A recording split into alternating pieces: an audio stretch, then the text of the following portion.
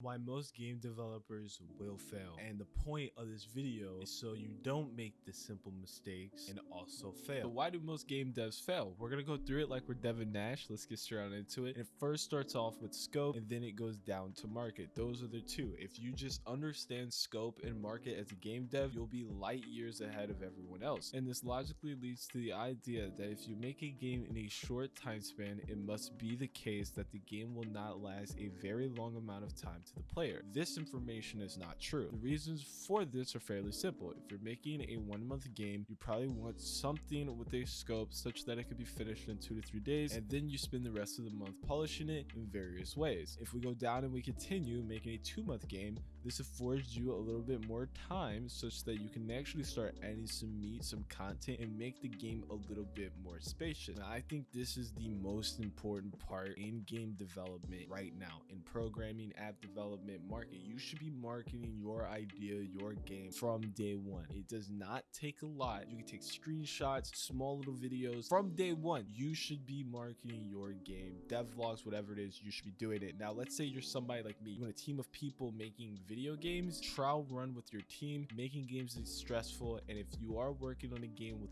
lower stakes, you can determine how well your team works together.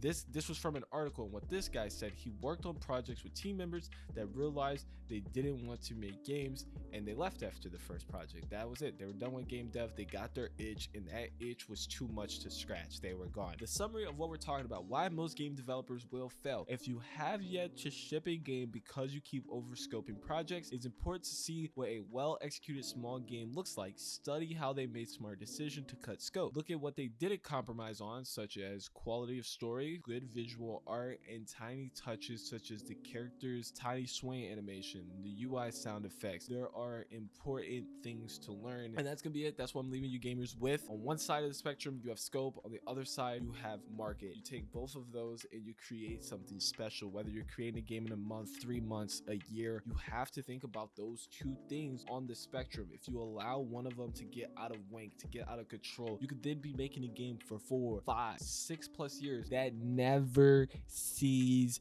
the app store. You never release it. Do you want to do that?